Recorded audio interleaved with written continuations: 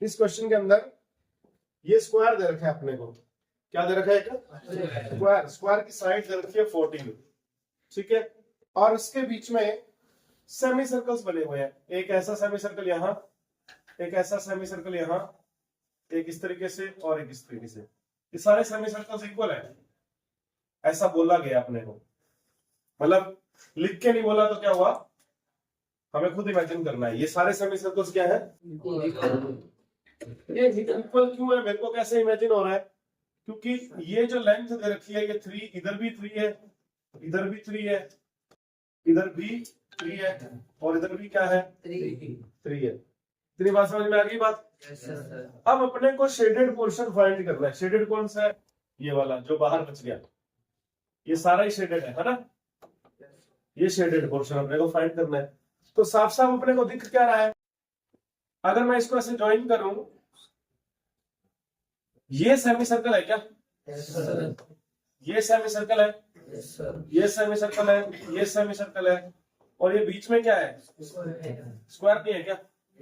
लेकिन क्वेश्चन ये है कि अगर मैं ये बोल रहा हूं कि एरिया ऑफ लार्जर स्क्वायर, उसमें से क्या क्या माइनस करना है मुझे? 4 तो सेमी सर्कल माइनस करने हैं। क्या करने हैं? 4 सेमी सर्कल्स प्लस क्या करना है? स्क्वायर कौन सा है? एक स्मॉलर स्क्वायर। क्या करना है? स्मॉलर स्क्वायर, ये मुझे माइनस करना है। इतनी बात समझ में आ गई सबको? अब आपको लार्जर स्क्वायर की साइड पता है 14 14, ना तो सेमी सर्कल की रेडियस पता है, फॉर्मूला लगाते हैं फिर पता चलेगा आपको।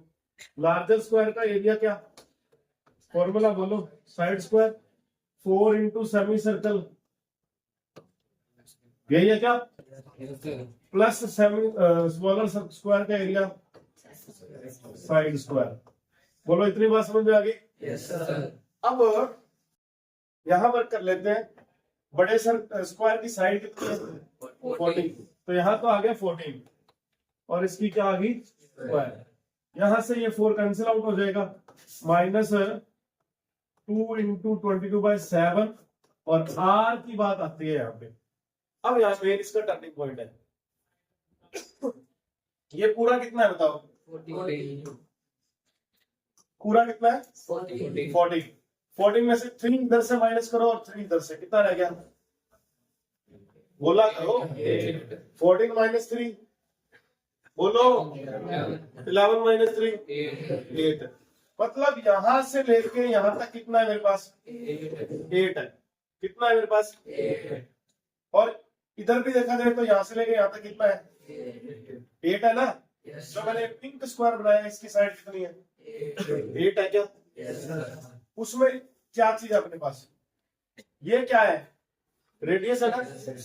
और ये भी क्या है? मैं बाहर बना के बताता हूँ ताकि तुम्हें ढंग से समझ में आए।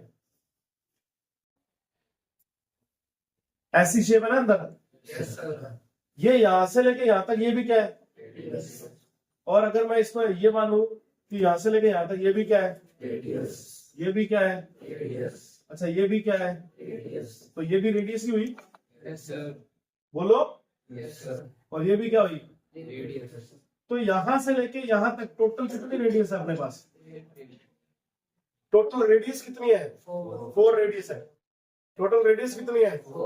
4 बार रेडियस है यहाँ पे। समझ में आई कैसे है 4 बार रेडियस? दोबारा समझ लो, एक बार दोबारा समझो इसी फिगर में। जिनको नहीं समझ में आई दोबारा समझ लो। मैंने एक ऐसी फिगर बनाई,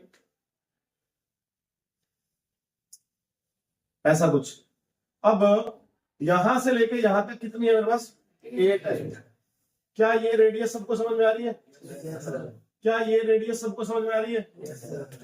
ये रेडियस है कितनी वो पता नहीं अभी। ये भी रेडियस है लेकिन सेम है। ये क्या है? तो यहां से इसको यहां मेजर करो चाहे यहां करो, एक ही बात नहीं है क्या? तो ये भी क्या है? ये भी क्या है? कितने आर है? 4r is equal to total कितना है?